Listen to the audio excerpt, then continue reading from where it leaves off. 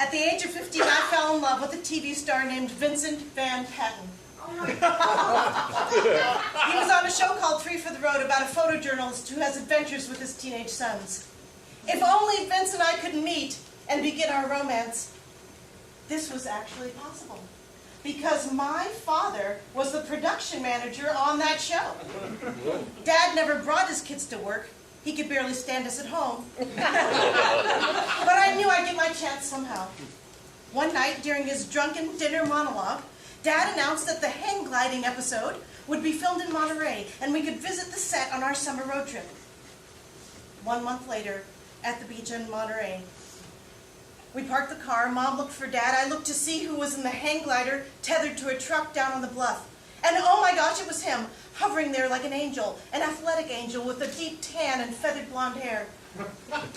My sister Cecilia and I looked at each other and giggled. Then we started to run toward the bluff, carefree and fun-loving like the girls in 17 magazine. Suddenly we heard a voice on a bullhorn, and the voice was saying, "Cut! Whose fucking kids are those?"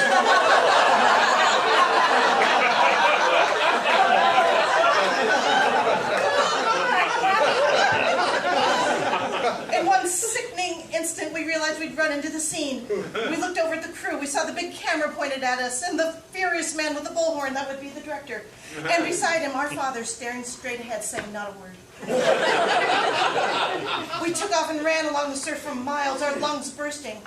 With a few sputtered words, we agreed we could never go back. Mom would be mortified, Dad enraged, and if the director didn't get the shot he needed, Dad might lose his job.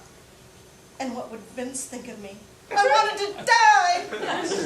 Cecilia and I collapsed on the sand. We couldn't go back, but we had to go back.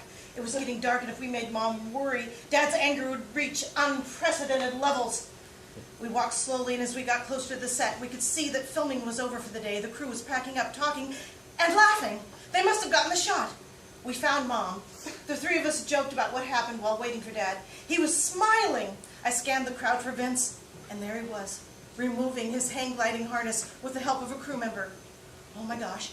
Dad was striding over to Vince. Then he was talking to him. Then he was motioning in our direction. Oh my gosh. Then they were both walking in our direction. On the way, Dad gestured to Leif Garrett, the younger heartthrob on the show. They were heading right toward us. In a moment, the three of them were standing a few feet away. Dad was saying to Vince and Leif, "Here's some folks I'd like you to meet," meaning us. Then more words were spoken, and Vince and Leif were shaking hands with Mom, then with Cecilia. I could barely hold myself upright. I could barely breathe or focus my eyes. Then I heard Dad say, "And this is my daughter, Jean."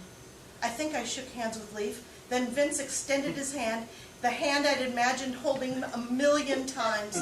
I watched his manly hand wrap around my little freckly hand for a moment, and then returned to the front pocket of his jeans. Then he walked away.